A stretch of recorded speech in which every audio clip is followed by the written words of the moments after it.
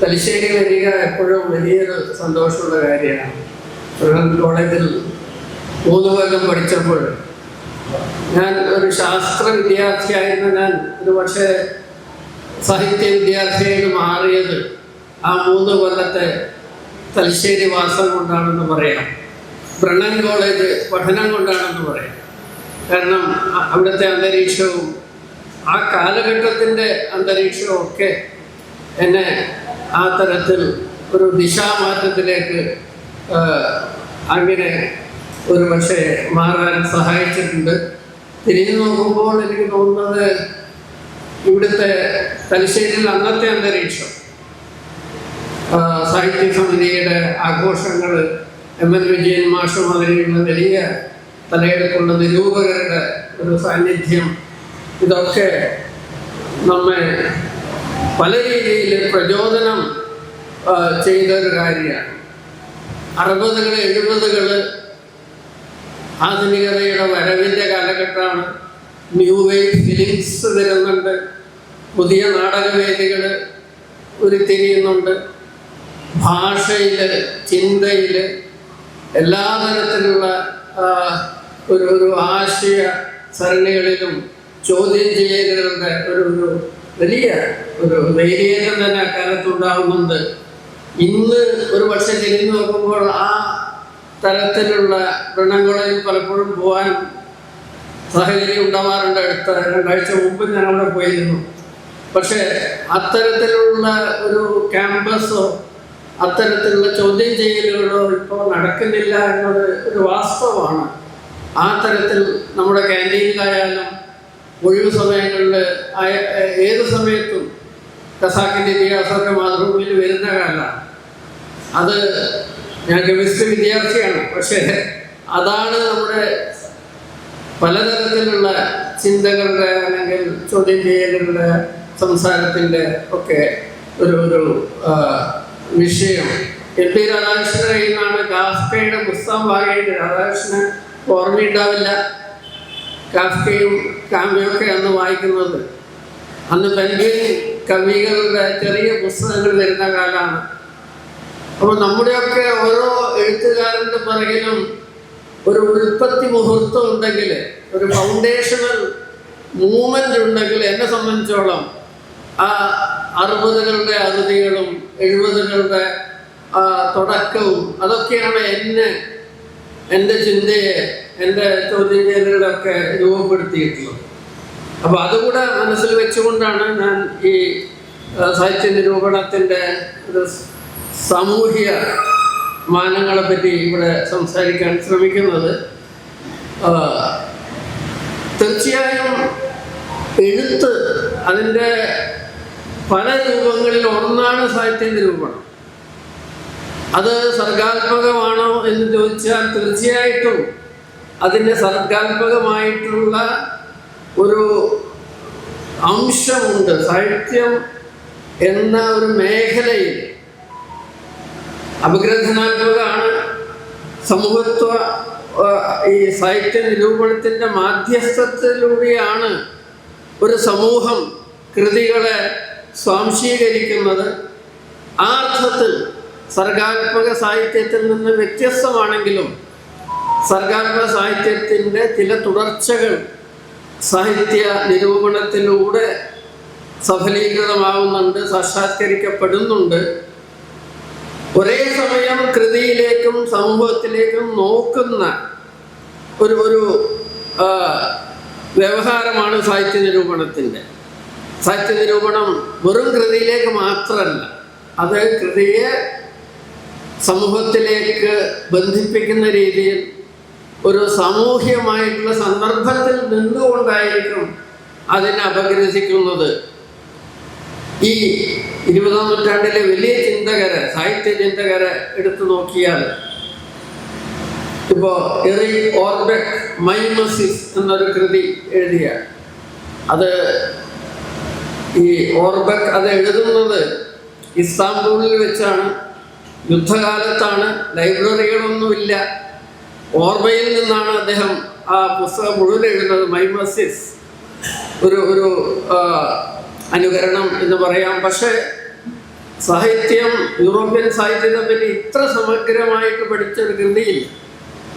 അപ്പോൾ ഓർബെക്ക് ആയാലും, ബക്തിനായാലും, ബെഞ്ചമിൻ ആയാലും, എഡ്വേർഡ് സെയ്ദ് ആയാലും, സ്റ്റീഫൻ ഗ്രീൻബ്ലാറ്റ് ആയാലും 20ാം നൂറ്റാണ്ടിൽ നമ്മെ ചിന്തയുടെ പുതിയ മേഖലകളിലേക്ക് നയിച്ച വലിയ സാഹിത്യ നിരൂപകർ, സാഹിത്യ ചിന്തകർ, അവരൊക്കെ സമൂഹത്തിൻ്റെ ഒരു ചട്ടക്കൂട് അവരുടെ അപഗ്രഥനത്തിൽ എപ്പോഴും, അവരുടെ നിരീക്ഷണത്തിൽ എപ്പോഴും മുന്നിൽ വെക്കുന്നുണ്ട്. വെറും കൃതിയല്ല, കൃതിയുടെ അപ്പുറം അതിനെ രൂപപ്പെടുത്തുന്ന, അതിനെ ആശയവും അതിൻ്റെ ഭാഷയുടെ തിരഞ്ഞെടുപ്പും അതിൻ്റെ പല രീതിയിലുള്ള വാസ്തവത്തിൽ 18ാം നൂറ്റാണ്ടിൻ്റെ ഏതാണ്ട് അവസാന കാലത്ത് നമുക്കറിയാം, ഒരു എൻലൈറ്റൻമെൻറ്റ്, ജ്ഞാനോദയ കാലഘട്ടത്തിൻ്റെ ഒരു തുടക്കമാണ്. ശാസ്ത്രീയ ചിന്തയുടെ ഉദയമാണ് 18ാം നൂറ്റാണ്ടിൻ്റെ ആ കാലഘട്ടത്തിൽ ഉണ്ടാവുന്നത്. യുക്തി, ലോജിക്, അത് ചിന്തയുടെ എല്ലാ മേഖലകളെയും കീഴ്പ്പെടുത്തുന്ന ആ കാലഘട്ടത്തിലാണ്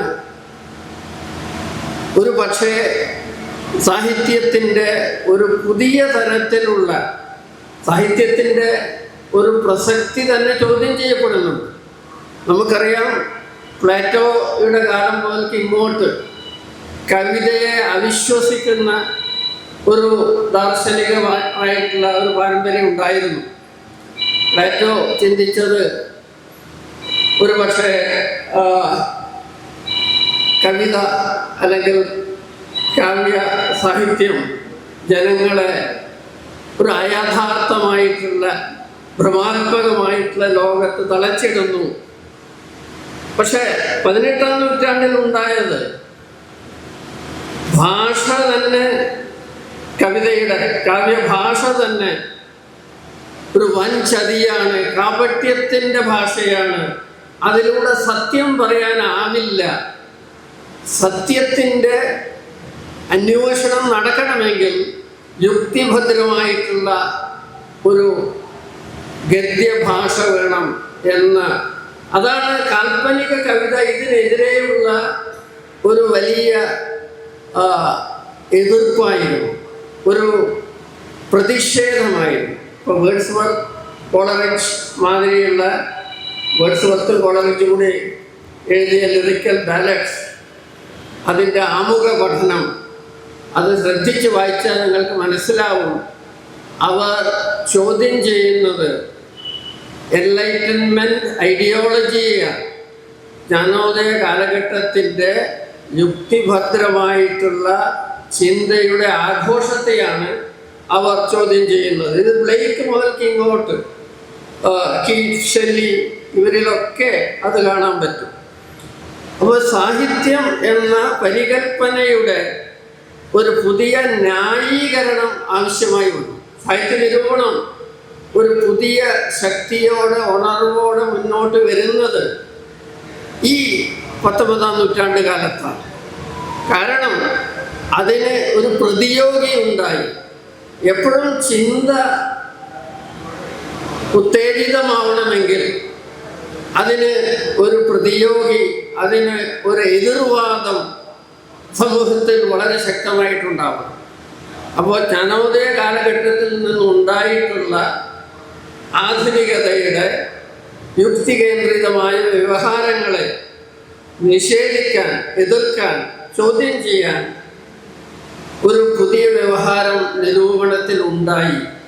അതാണ് 19ാം നൂറ്റാണ്ടിൽ ഒരു പുതിയ തരത്തിൽ അതിൻ്റെ പല ആവിഷ്കാരങ്ങളും ഉണ്ടായി. ഞാനതിൻ്റെ വെസ്റ്റേൺ ക്രിറ്റിസിസത്തിൻ്റെ ചരിത്രമൊന്നും ഇവിടെ പറയുന്നില്ല. അത് വേറെ തരത്തിൽ 19ാം നൂറ്റാണ്ടിൽ നാം 19ാം നൂറ്റാണ്ടിൻ്റെ അവസാന കാലഘട്ടത്തിൽ ഇപ്പോൾ ഇന്ദുലേഖയെ പറ്റി ഇവിടെ ചർച്ചയുണ്ടാവും. ഇന്ദുലേഖ വരുന്ന സന്ദർഭം ഏതാണ്? മലയാളത്തിൽ ഒരു ഗദ്യ ഭാവന ഉണർന്നെണീക്കുന്ന സന്ദർഭം ഏതാണ്? 19ാം നൂറ്റാണ്ട് എടുത്തു നോക്കിയാൽ ആദ്യത്തെ 50 കൊല്ലം, ഏതാണ്ട് 1800 അച്ചടി മലയാളത്തിലെത്തുന്നു.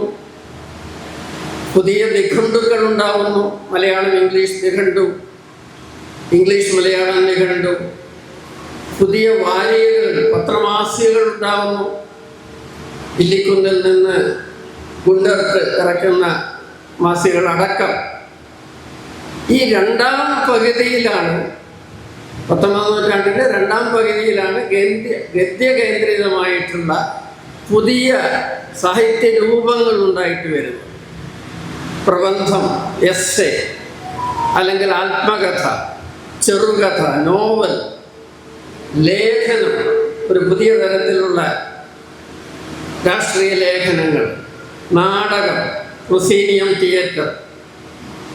അപ്പോൾ കാവ്യകേന്ദ്രിതമായ മലയാള സാഹിത്യം ഗദ്യകേന്ദ്രിതമാവുമ്പോൾ അതിൻ്റെ നിയമാവലി മാറുന്നു, അതിൻ്റെ ആവിഷ്കരണ ഘടന തന്നെ മാറുന്നു, അത് കാണുന്ന കാര്യങ്ങൾ മാറുന്നു.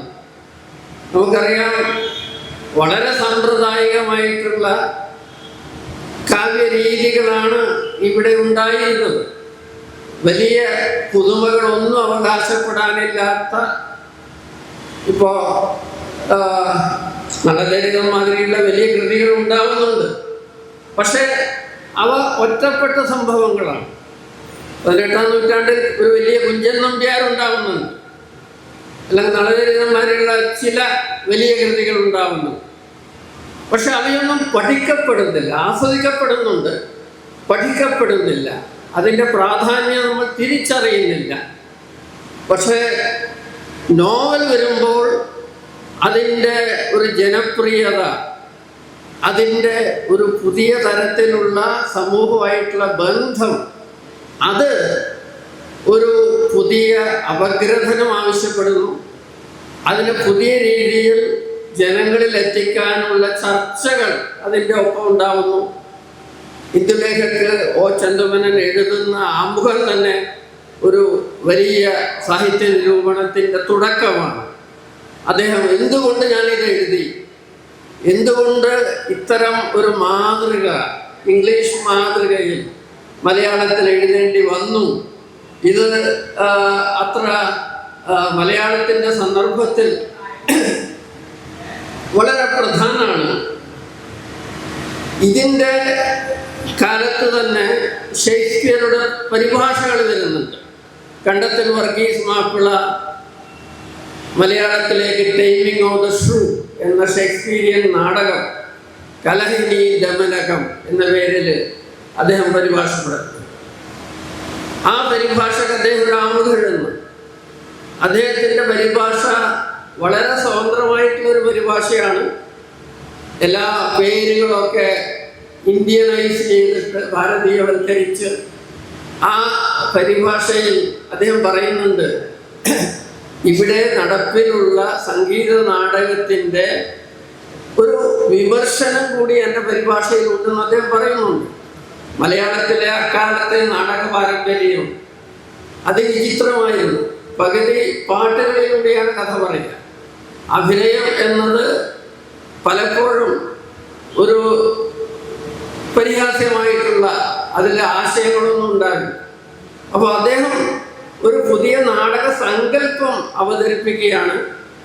അതുപോലെ ഉമ്മൻ ഫിലിപ്പോസ് അദ്ദേഹം കോമഡി ഓഫ് എറേഴ്സ് അദ്ദേഹം പരിഭാഷപ്പെടുത്തുന്നുണ്ട്. അപ്പോൾ ഞാൻ പറഞ്ഞു വരുന്നത് 19ാം നൂറ്റാണ്ടിൻ്റെ രണ്ടാം പകുതിയിൽ പരിഭാഷകളിലൂടെ ഇംഗ്ലീഷിൽ നിന്നും മറ്റു പല ഭാഷകളിൽ നിന്നും, വാസ്തവത്തിൽ പരിഭാഷയുടെ ചരിത്രം വളരെ വിപുലമാണ് മലയാളത്തിൽ.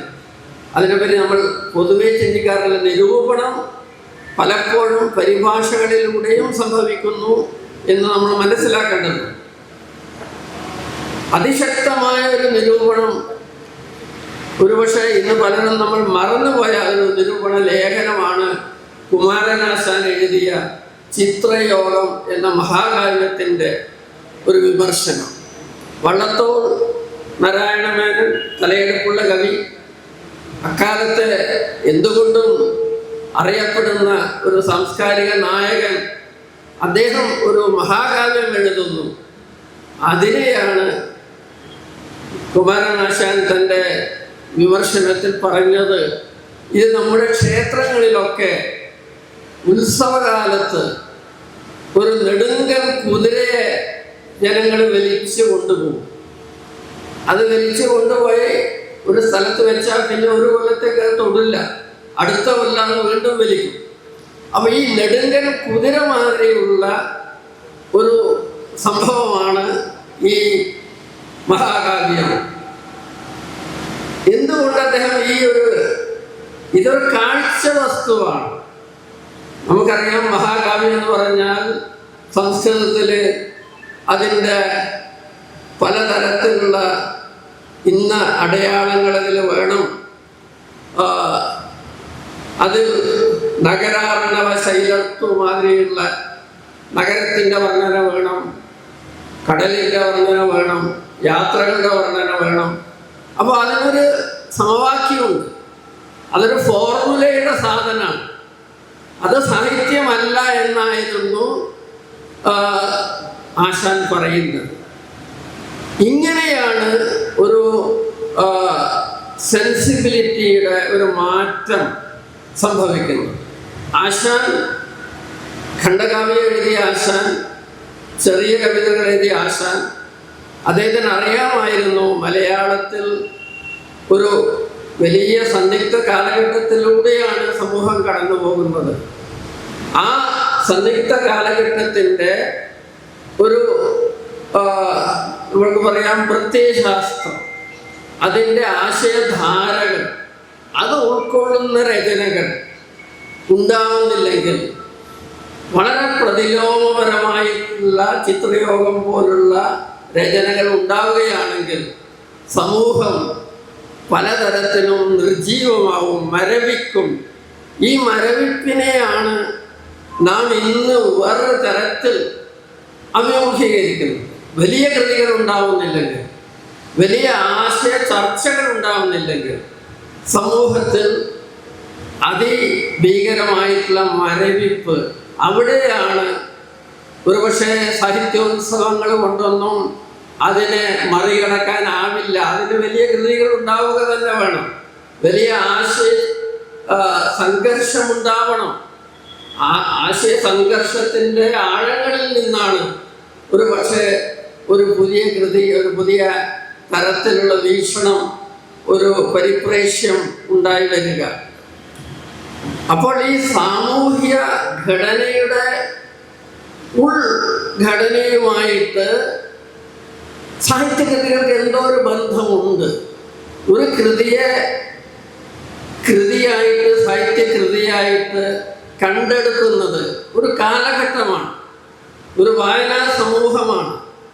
ഈ വായനാ സമൂഹം വളരെ സ്കാറ്റേർഡ് ആവാം, ചിതറിയതാവാം. പക്ഷേ വായനാ സമൂഹത്തിൻ്റെ ഭാവനക്ക് ചില കൃതികൾ ചില തരത്തിൽ വലിയ പ്രചോദനം ആയി വരുന്നു. ഖസാക്കിൻ്റെ ഇതിഹാസമൊക്കെ വന്നപ്പോൾ 2 കൊല്ലം 3 കൊല്ലം വലിയ പ്രചാരമൊന്നും ഉണ്ടായില്ല.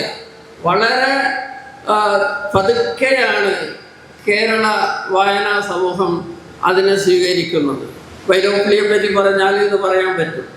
വലിയ കൃതികൾ ഒരു സുപ്രഭാതത്തിൽ ഒരു മഹത്തായ കൃതിയായിട്ട് സമൂഹം സ്വീകരിക്കില്ല. വേസ്റ്റ്ലാൻഡ് എന്ന കൃതി വന്നപ്പോൾ TLS എന്ന വലിയ ഇംഗ്ലീഷ് മാഗസിൻ അതിനെ അടിമുടി വിമർശിച്ചുകൊണ്ടാണ് ഒരു വിമർശന പഠനം, ഒരു ബുക്ക് റിവ്യൂ പ്രസിദ്ധീകരിച്ചത്. പക്ഷേ ഈ അടിമുടി വിമർശിക്കുന്ന സാഹിത്യ നിരൂപണവും ഒരതിർത്തി വരെ ആ കൃതിയെ ഗൗരവമായി കാണുന്നു. ഒരു കൃതിക്ക് പറ്റാവുന്ന ഏറ്റവും ഭീകരമായിട്ടുള്ള ഒരു അവസ്ഥ എന്ന് പറഞ്ഞാൽ അതിനെ എല്ലാവരും തീരെ അവഗണിക്കുന്നു എന്നതാണ്. അതിനെ ആക്രമിക്കുന്നത് ജി ശങ്കരക്കുറുപ്പ് വിമർശിക്കപ്പെടുന്നു എന്ന് പറയുമ്പോൾ അതിൽ ജി ശങ്കരക്കുറുപ്പിനെ വളരെ വലിയ കവിയായിട്ട് കാണുന്ന ഒരു, അദ്ദേഹത്തിനെ സ്വീകരിക്കാൻ വേണ്ടി ശ്രമിക്കുന്ന ഒരു നിരൂപകനുമുണ്ട്. അങ്ങനെ നോക്കിയാൽ കുട്ടികൃഷ്ണമാരാറ്, എനിക്ക് തോന്നുന്നു P. കുഞ്ഞിരാമൻ നായരെ പറ്റിയാണെന്ന് തോന്നുന്നു. അദ്ദേഹം കോഴിക്കോട് ഒരു വലിയ ഷഷ്ടിപൂർത്തി ആഘോഷമൊക്കെ ഉണ്ടായപ്പോൾ അദ്ദേഹം പറഞ്ഞു, ഇനി നമുക്ക് വേണ്ടത് പി കുഞ്ഞിരാമൻ നായർ വിമർശിക്കപ്പെടുന്ന ഒരു പുസ്തകം കൂടി വരണം, എന്നാലേ പി സ്വീകരിക്കപ്പെടും. ഒരു പക്ഷേ വിമർശിക്കപ്പെടുക എന്നത് സ്വീകരിക്കപ്പെടുന്നതിൻ്റെ ഒരു ഭാഗമാണ്. അത് ഖണ്ഡന വിമർശനായാലും മണ്ഡന വിമർശനായാലും ഒരു സമൂഹം അതിനെ സ്വീകരിക്കുന്ന പല രീതികളുണ്ട്. നമുക്കറിയാം, ഈ മഹാകാവ്യം ഒരു അടഞ്ഞ സ്ഥലമാണ്, ഒരു ക്ലോസ്ഡ് ആയിട്ടുള്ള ഒരു സാഹിത്യ രൂപമാണ്. ചിലതരം സാഹിത്യ രൂപങ്ങൾ ഒരു കാലഘട്ടം കഴിഞ്ഞാൽ അതിൻ്റെ സാമൂഹ്യ പ്രസക്തി ഇല്ലാതാണ്. നോവലുകൾക്ക് ഇത് സംഭവിച്ചു. ഇപ്പൊ മലയാള നോവൽ എടുക്കുകയാണെങ്കിൽ ഇന്ദുലേഖ ഒരു വലിയ വഴി തുറക്കലായിരുന്നു. പക്ഷേ 1910 ഒക്കെ ആവുമ്പോൾ ഇന്ദുലേഖയുടെ അനുകരണങ്ങൾ ധാരാളം വന്നു. പക്ഷേ നോവൽ സ്തംഭിച്ചു. നോവൽ ഒരു മരവിപ്പിലേക്ക്. അതിൻ്റെ പ്രധാന കാരണം സമൂഹത്തിൻ്റെ ഉൾഘടനയെ അഭിസംബോധന ചെയ്യുന്ന ഒരു പുതിയ സാഹിത്യ രൂപം. നോവൽ നിരന്തരമായി സ്വയം പുതുക്കുന്ന, ഇത് കവിതയെ പറ്റി പറയാം, നാടകത്തെ പറ്റി പറയാം, ഇതൊന്നും സ്റ്റാറ്റിക് ആയിട്ട് നിൽക്കുന്ന സാഹിത്യ രൂപങ്ങളല്ല. ഓരോ 20 കൊല്ലവും ഒരു സാഹിത്യ രൂപം സ്വയം പുതുതാവുന്നില്ലെങ്കിൽ ആ സാഹിത്യ രൂപം അതിൻ്റെ ഒരു പ്രസക്തി തന്നെ നഷ്ടപ്പെടും. അവിടെയാണ് സാഹിത്യ നിരൂപണത്തിൻ്റെ ഒരു പ്രസക്തിയും അതിൻ്റെ വലിയ കർത്തവ്യങ്ങളും. പാവങ്ങളുടെ പരിഭാഷ നമ്മളിപ്പോൾ ചർച്ച ചെയ്യുന്ന ഒരു കാര്യമാണ്. 1925-27 കാലത്ത് പാവങ്ങൾ എന്ന കൃതിയുടെ പരിഭാഷ മലയാളത്തിൽ വന്നത് മലയാള നോവൽ ഒരു സ്തംഭനാവസ്ഥയിൽ, ഒരു മരവിപ്പിൽ എത്തിയ കാലഘട്ടത്തിലാണ്. നാലാപ്പാട്ട് നാരായണ മേനോൻ നടത്തിയത് ഒരു വിമർശനത്തിൻ്റെ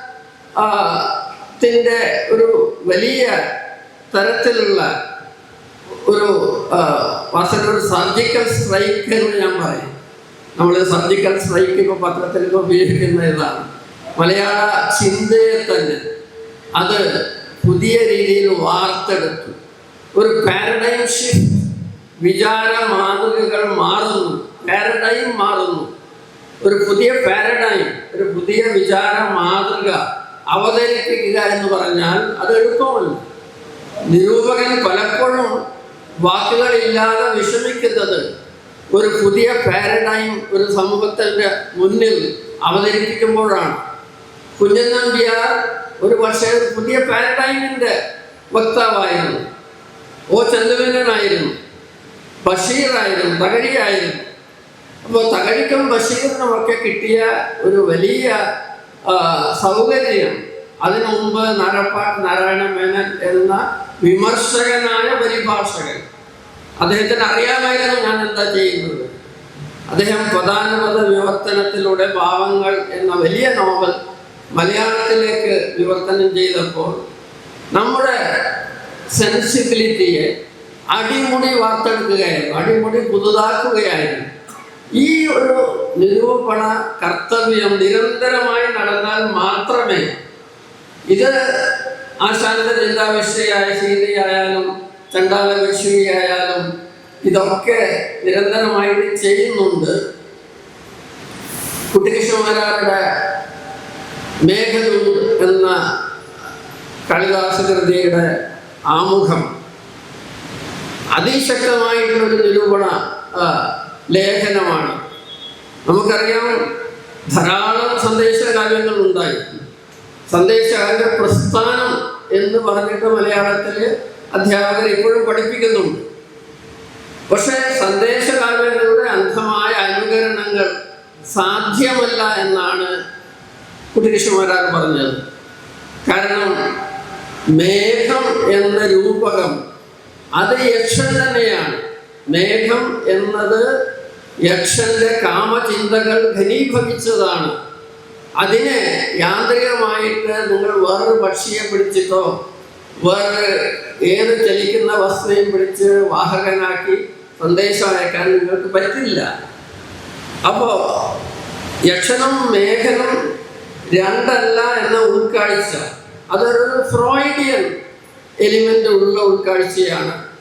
ഇംഗ്ലീഷിൽ ഇറോസ് എന്നൊക്കെ പറയുന്ന ഒരു അപ്പോൾ ഈ തരത്തിൽ നിരന്തരമായിട്ട് നമ്മുടെ മലയാള സെൻസിബിലിറ്റിയെ, അതിൻ്റെ ഭാവുകത്വത്തെ പുതുക്കിക്കൊണ്ടിരുന്നത് ചെറിയ ലേഖനങ്ങളാവാം. പക്ഷെ അതിലൂടെ ഭാഷയ്ക്ക് കിട്ടുന്ന ഒരു ഉത്തേജനം, അതിന് കിട്ടുന്ന ഭാഷ എപ്പോൾ പുതുക്കപ്പെടുന്നുവോ. ഞാൻ അടുത്ത കാലത്ത് വായിച്ച ബ്രോഡ്സ്കി എന്നൊരു വലിയ എഴുത്തുകാരൻ, റഷ്യൻ, സ്റ്റാലിൻ്റെ റഷ്യ, അയാളെ ജയിലിലേക്ക് അയച്ചു. കുറേ കാലം സൈബീരിയയിലായിരുന്നു. അയാൾ അറസ്റ്റ് ചെയ്തപ്പോൾ ജഡ്ജി ചോദിച്ചു, നിങ്ങൾ സമൂഹത്തിനൊരു ഭാരമാണ്, ഒരു പണിയെടുക്കാത്ത ആളാണ്, ഇവരെ പാരസൈറ്റ്. അപ്പോൾ ബ്രോഡ്സ്കി പറഞ്ഞു, ഞാൻ കവിത എഴുതുന്നു, ആ കവിത സമൂഹത്തിന് ആവശ്യമാണ്. ഇന്നത്തെ സമൂഹത്തിന് മാത്രമല്ല, ഭാവിയിലെ സമൂഹത്തിനും അത് ആവശ്യമാണ്. അത്ര ആത്മവിശ്വാസത്തോടെയാണ് ബ്രോഡ്സ്കി അത് ജഡ്ജിയോട് ഉത്തരം പറഞ്ഞു. 5 കൊല്ലത്തേക്ക് കഠിനമായ ജയിൽ ശിക്ഷ സബീരിയയിലേക്ക്. അത് കഴിഞ്ഞ് അയാൾ അമേരിക്കയിലേക്ക് രക്ഷപ്പെട്ടു. അമേരിക്കക്കാരോട് അദ്ദേഹം പറഞ്ഞു, നിങ്ങളെ വിചാരം ഫാസിസം വരുന്നത് കുപ്പായവും തൊപ്പിയൊക്കെ ഇട്ട് ബൂട്ട്സൊക്കെ അടിഞ്ഞ് നിങ്ങളുടെ പുറകിലേക്ക് വരികയാണ്.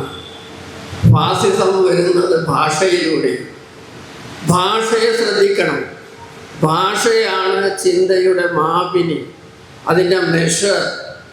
നമ്മൾ ഭാഷ എപ്പോഴൊക്കെ അതിൻ്റെ ഒരു ഘടനയുടെ, വിചാരഘടനയുടെ ദാർഢ്യം കളഞ്ഞു കുടിക്കുന്നുവോ അപ്പോൾ ആശയപരമായിട്ടൊരു സമൂഹം ജീർണിക്കുന്നു. ജോർജ് ഓർവെൽ ആവർത്തിച്ച് പറഞ്ഞൊരു കാര്യമുണ്ട്, ഇംഗ്ലീഷ് പ്രോസ്, ഗദ്യം എപ്പോൾ ദുർബലമാകുന്നുവോ അപ്പോഴാണ് സമൂഹത്തിലെ ജനാധിപത്യം, അതിൻ്റെ ഒരു ദിശ തന്നെ നഷ്ടപ്പെടുന്നത്. അപ്പോൾ നമ്മൾ പറയുന്ന ഗദ്യമായാലും അല്ലെങ്കിൽ ചിന്തയുടെ ദാർഢ്യമായാലും അതൊക്കെ സമൂഹത്തിൻ്റെ തന്നെ ഒരു ഭാവനയുടെ, അതിൻ്റെ വിചാരശേഷിയുടെ, അതിൻ്റെ ചിന്താദാർഢ്യത്തിൻ്റെ ഒക്കെ അളവുകളാണ്. സാഹിത്യത്തിലൂടെ സംഭവിക്കുന്നത് ഈ ചിന്താദാർഢ്യത്തെ, വിചാരശേഷിയെ നിരന്തരമായി പുതുക്കുക എന്ന കർമ്മമാണ്. ഇത് നിരൂപണത്തിന് ചെയ്യാവുന്ന, ഇപ്പോൾ നമുക്കറിയാം ടെംപെസ്റ്റ് എന്നൊരു വലിയ ഷേക്സ്പീരിയൻ ഡ്രാമയുണ്ട്. അപ്പോൾ ഷേക്സ്പീരിയൻ ഡ്രാമ നമ്മൾ വായിക്കുന്നത് സാമ്പ്രദായികമായിട്ടുള്ള പഴയ രീതിയിൽ. ടെംപെസ്റ്റ്, പ്രോസ്പെരോ എന്ന ഒരു മാന്ത്രികൻ, അദ്ദേഹം കാലികൻ എന്ന ഒരു സാവേജ്, ഒരു കിരാതനെ അദ്ദേഹം തടവിലാക്കുന്നു. ഇങ്ങനെയൊക്കെയുള്ള ഒരു വായനയായിരുന്നു ടെംപെസ്റ്റിന് സാമ്പ്രദായികമായിട്ടുള്ള വായനയുണ്ടായിരുന്നു.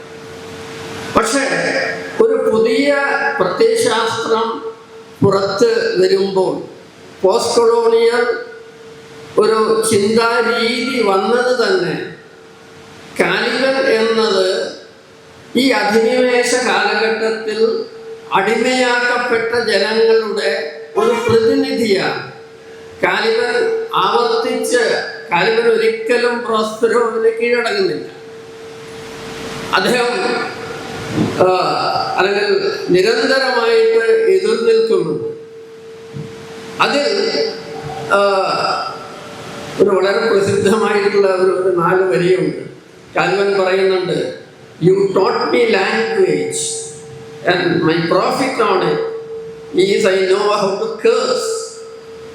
നീ എന്നെ നിന്റെ ഭാഷ പഠിപ്പിച്ചു, അതിൻ്റെ ഗുണമെന്തെന്നാൽ എനിക്ക് നിന്നെ ശപിക്കാം.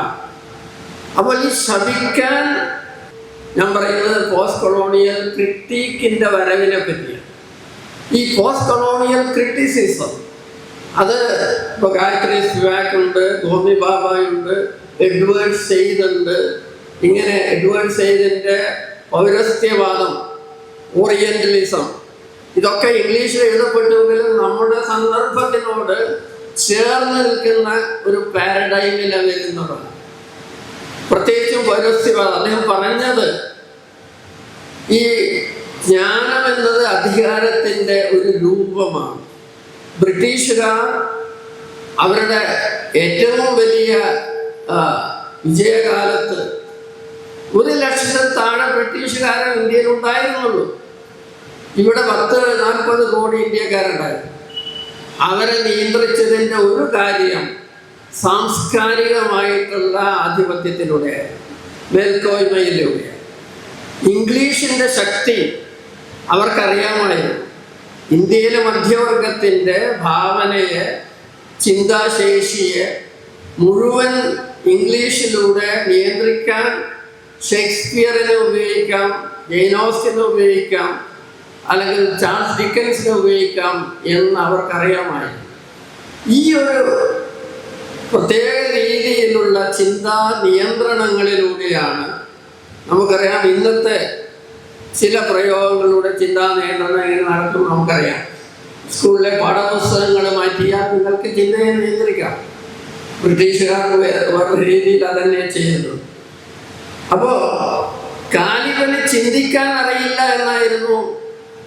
കാലിബന്റെ മാതിരിയുള്ള ആൾക്കാരെ അക്കാലത്ത് യൂറോപ്യൻ നഗരങ്ങളിൽ പ്രദർശിപ്പിച്ചിരുന്നു. ആഫ്രിക്കയിൽ നിന്ന് ആൾക്കാരെ പിടിച്ചുകൊണ്ടുപോവുക, എന്നിട്ട് ലണ്ടനിൽ ഒരു കാഴ്ച വസ്തുവായിട്ട് ആൾക്കാർ ടിക്കറ്റ് എടുത്തിട്ട് പോയി കാണും.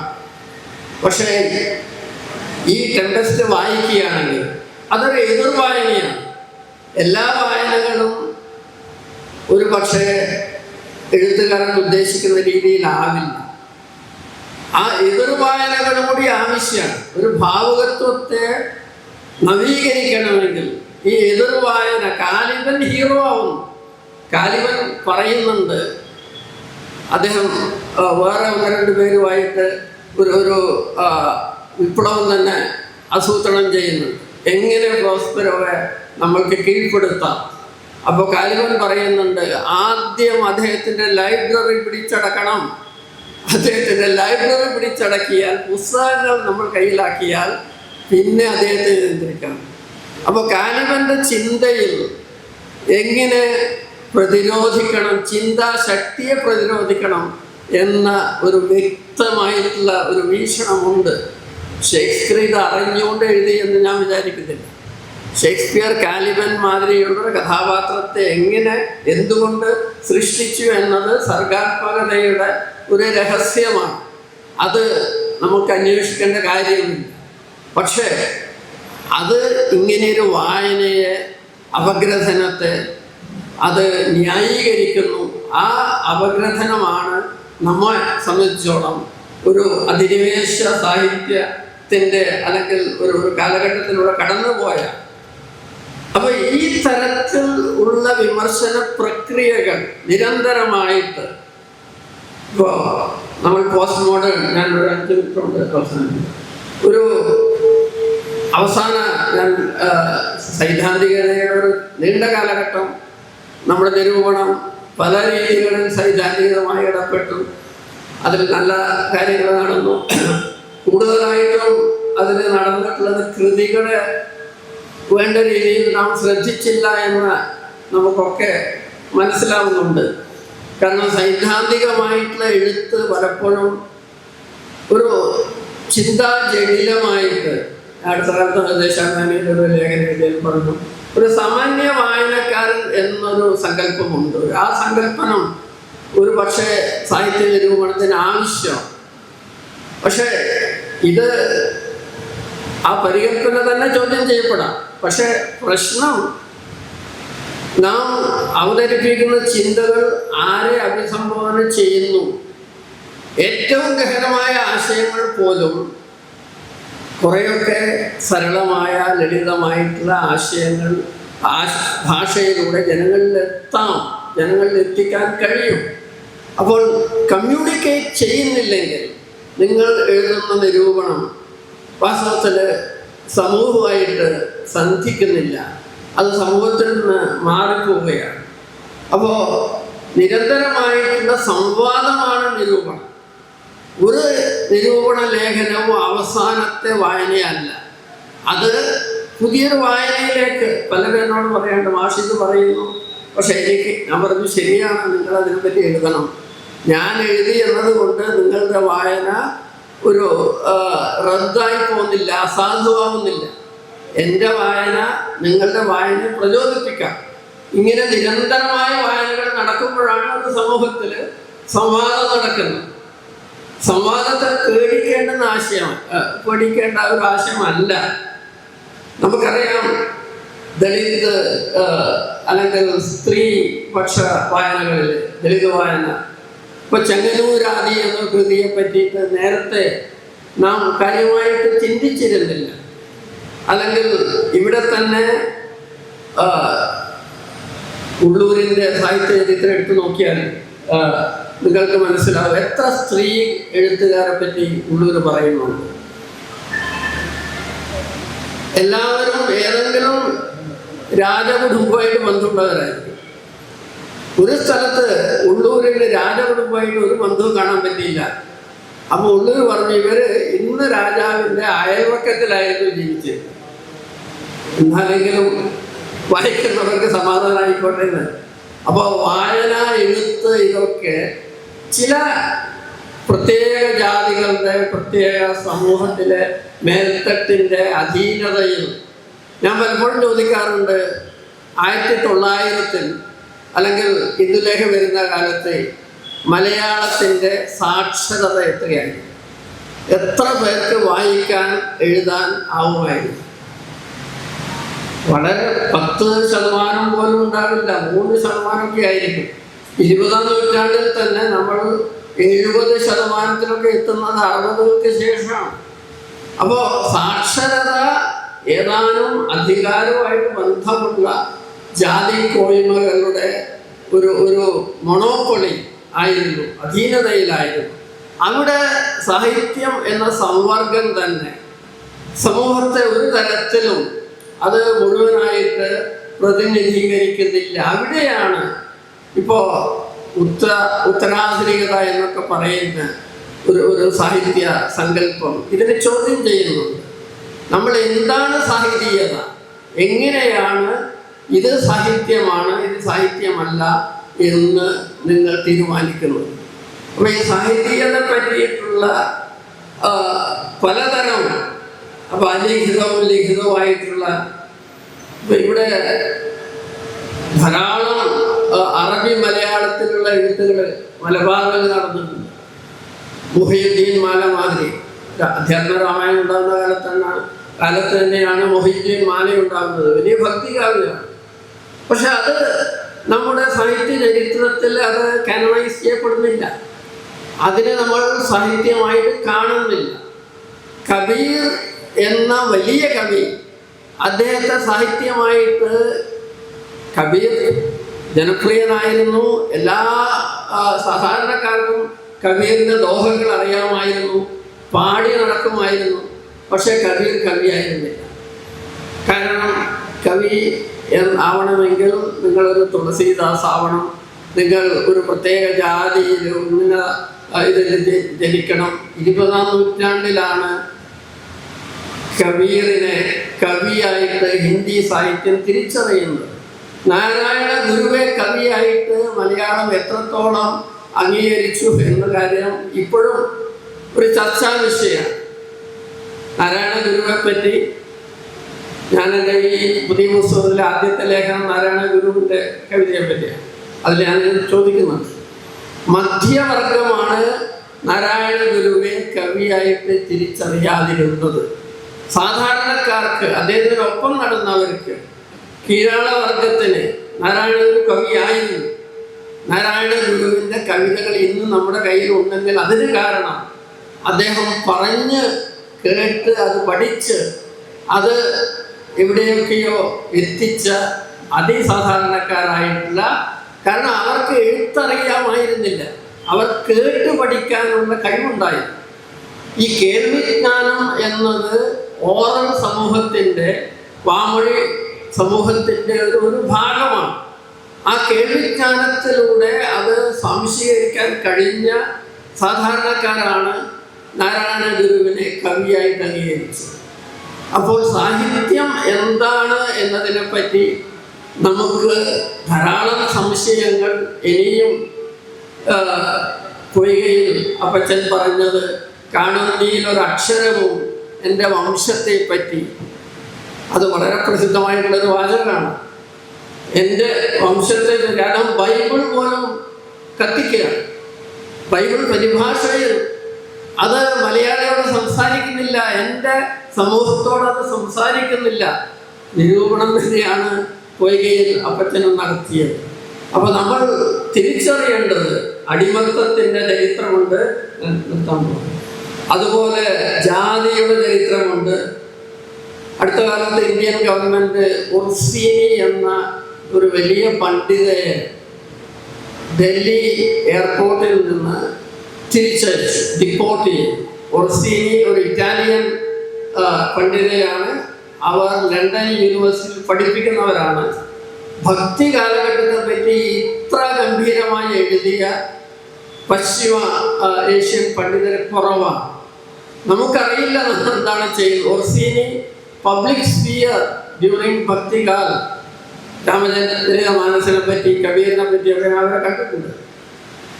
വളരെ വിനയത്തോടെ സംസാരിക്കുന്ന, അഗാധ മൈഥിലി അല്ലെങ്കിൽ അവധി, വ്രജഭാഷ ഇതൊക്കെ അറിയാവുന്ന, നമ്മൾ ഇന്ത്യക്കാർക്ക് ഇതൊന്നും പഠിക്കേണ്ട കാര്യമില്ല. കാരണം നമ്മൾ ജനിച്ചാൽ തന്നെ നമ്മൾ ഇതെല്ലാം അറിയുന്നവരാണെന്ന് നടിക്കാം. പക്ഷേ ഇങ്ങനെയുള്ള പണ്ഡിതർ ഉള്ളത് കൊണ്ടാണ് നമ്മുടെ സാഹിത്യത്തിന് ഇന്ത്യക്ക് പുറത്ത് ചില അംഗീകാരങ്ങൾ കിട്ടുന്നത് എന്ന് മനസ്സിലാക്കണം. അപ്പോൾ പറഞ്ഞു വരുന്നത്, സംക്ഷേപിച്ച് പറഞ്ഞാൽ ഇതാണ് ഞാൻ പറയാൻ ശ്രമിക്കുന്നത്. സമൂഹത്തെ നിരന്തരമായി പുതുക്കുന്ന ചിന്തകൾ ആവിഷ്കരിക്കാൻ നിരൂപണത്തിൻ്റെ ഒരു നിരൂപണം ഇന്ന് മരവിക്കുന്നോ അത് വേറൊരു ചോദ്യമാണ്. നിരൂപണം മരിച്ചു അതൊക്കെ ഉണ്ട്. പക്ഷേ ഈ വിമർശന ചിന്ത, പുതിയ പുതിയ വിചാര മാതൃകകൾ, പുതിയ പാരഡൈംസ് അതുണ്ടായി വരണമെങ്കിൽ സമൂഹത്തിൽ ഈ സാഹിത്യ നിരൂപണത്തിൻ്റെ മധ്യസ്ഥം ആവശ്യമാണ്. ഏതുതരം പുതിയ ആശയങ്ങളും സാഹിത്യത്തിൽ അതിൻ്റെ മാധ്യമത്തിലൂടെ ആണ് ആദ്യം പുറത്തു വരിക. നന്ദി, നമസ്കാരം.